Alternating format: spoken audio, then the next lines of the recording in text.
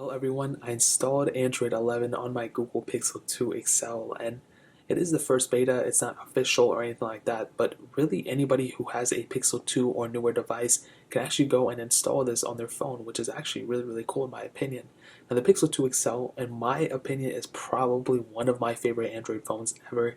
Even though it wasn't like a crazy phone at the time, it just looks so cool. I like the size of it. It has that squeeze for assistant thing, which is so annoying. I hate when I do it every time, but Android 11 really wasn't even that big of an update, really. And I talked about this for the Pixel 2 and also the Pixel 3a.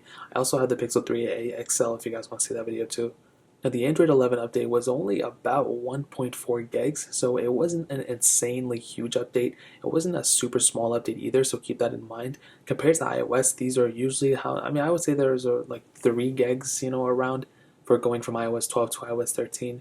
And this update really wasn't an insane one, I'll be honest. It didn't really bring like a crazy amount of like features or anything. There were some slight improvements which I really do like that I'll kind of explain here and there. But overall, I mean, if you have Android 10, going to Android 11 is a very small update in my opinion in the grand scheme of things. They didn't really change up too much. They can still go and change and add new features, which is cool, so I like that.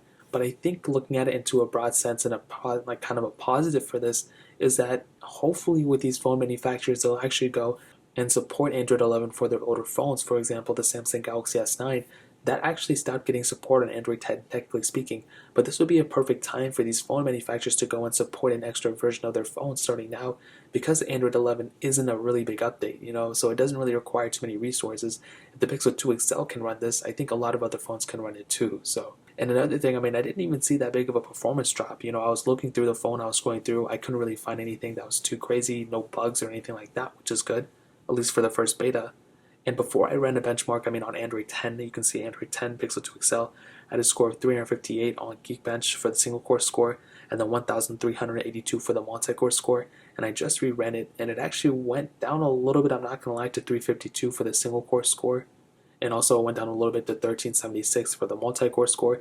Again, not a big deal. I don't think it's like a crazy big deal that I have to go and change up my whole entire style of living and everything. But at least it didn't go down too much, you know what I mean? It still went down. It could still go up though for the next couple versions. So kind of keep that in mind. But for now, I think it's perfectly fine.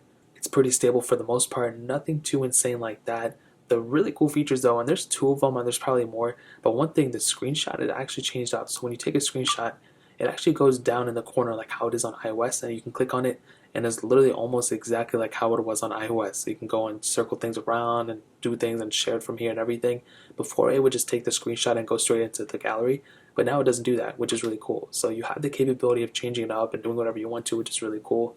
Also, another thing is with the multitasking panel. Now I don't really like this, I'll be honest.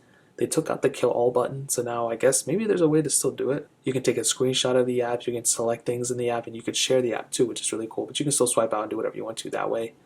Another really cool thing is within the power menu. So if you hold down the power button, you'll actually get a new power menu. So before, a little pop-up would just come out and it would just say, power button, restart, whatever. Now we actually have the capability of just, clicking it up here, but we also have Google Pay capability here. And we also have, if you have like a Google Home or a Google Nest or whatever, you'll also see that right here too, which is really cool. So overall, I think Android 11 is pretty cool. I'll test it a little bit thoroughly more and give you guys an update probably for all my Pixel phones that I own. That includes the battery life and all that other stuff. But so far, I mean, it seems pretty decent. And like I said, even though it wasn't a crazy big update, at least it brought a couple more features. And if, what I'm saying is even partially true, that if some phone manufacturers actually go and expand their lifecycle support for their phones starting with Android 11, I think that would be an insanely awesome thing. That's one of the biggest complaints we have on any Android phone. And if we have that capability, I think that would be really, really awesome. So that's really pretty much it, guys. If you have any other questions or anything, let me know in the comment section below.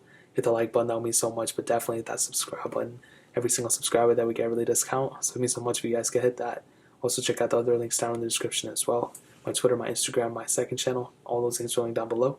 I'd really appreciate if you guys would check it out. More importantly than everything, also every single one of you guys. Hopefully I'll catch you guys in the next video. Peace out till then.